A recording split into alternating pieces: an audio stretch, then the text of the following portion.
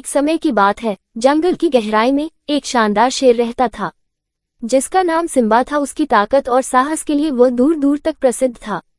Simba ने गहरे जंगल को गर्व और शक्ति से नियंत्रित किया और सभी जानवर उसका सम्मान करते और उससे डरते थे। उसी जंगल में एक सौम्य हिरन रहती थी जिसका नाम लूना था। लूना को उसके लचीलापन और सभी प्राणियों के प्रति उसकी दयालुता के लिए सराहा जाता था। वह सारा दिन चारागाह में चरती और जंगल में उछलती रहती थी, हमेशा ध्यान रखती कि शेर के क्षेत्र से दूर रहें। एक दिन जब लूना शेर के क्षेत्र के किनारे पर भटक रही थी, उसने झाड़ियां हिलने की आवाज सुनी। बाहर निकला शेर, जिसके सुनहरे बाल सूरज की किरणों में चमक रहे थे। लूना डर से कांप उठी, जानती हुई कि वो कितने खतरे में है। लेकिन उसकी आश्चर्यजनक बात थी कि शेर ने उसके पास एक दोस्ताना मुस्कान के साथ कदम बढ़ाया। डरो मत लूना, उसने एक गहरे और दोस्ताना अंदाज में कहा। मैं तुम्हें कुछ नहीं कहूँगा। लूना सतर्कता से शेर के पास आए। उसे हमेशा शेर जैसे खतरनाक प्राणियों से डरने का शिकार होने के लिए सिखाया गया था, लेकिन उसमें कुछ अलग था। जैसे ही वे बातचीत करने लगे, लूना को ये पता चला कि सिम्बा अन्य शेरों की तरह नहीं था। उसने कभी भी खेल के लिए या क्रूरता के लिए शिकार नहीं किया, बल्कि वह तब शिकार करता था जब वह सचमुच भूखा होता था और वह हमेशा प्राकृतिक संतुलन का आदर करता था। वापसी में सिम्बा और लूना ने अव्याकुलित दोस्ती को स्थापित किया। वे घंटों जंगल में भटकते और कहानियों को बांटते आनंद लेते थे।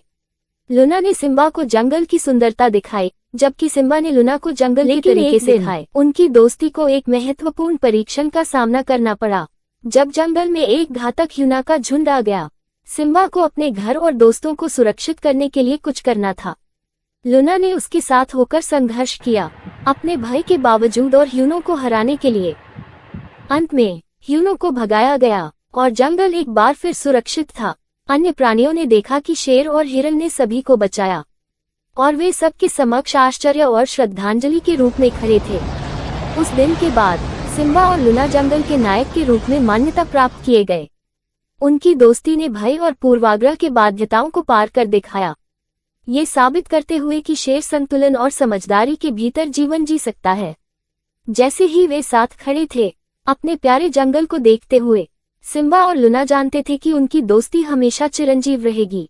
कमजोरता और अविश्वास के भरे दुनिया में समझदारी और समझदारी की शक्ति के उदाहरण के रूप में। तो बताओ बच्चों, इस कहानी से हमें क्या सीख मिली?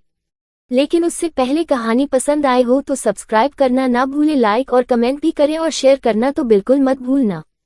बच्चों, ये कहानी हमें सिखाती है कि दयालुता और समझदारी, लूना की दयालुता और सिम्बा की समझदारी ने उन्हें दोस्ती का रास्ता दिखाया। ये हमें सिखाता है कि हमें अपनी सोच और व्यवहार में दयालुता और समझदारी का उपयोग करना चाहिए, ताकि हम अपने साथियों के साथ सहयोग और समझ स्थापित कर सकें। लेकिन किसी को दोस्त बनने से पहले परख लेना।